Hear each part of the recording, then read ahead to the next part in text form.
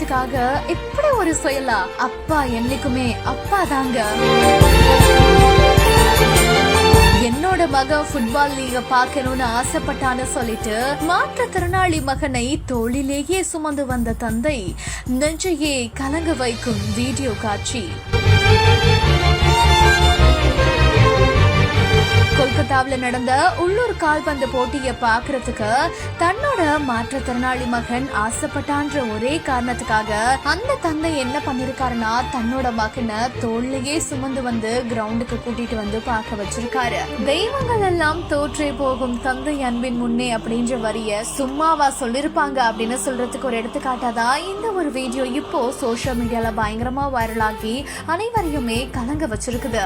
இந்த ஒரு தந்தையோட செயலை பத்தி நீங்க நினைக்கிறீங்க அப்படின்ற உங்களோட கமெண்ட்ஸை எங்க கூட மறக்காம ஷேர் பண்ணிட்டு போங்க.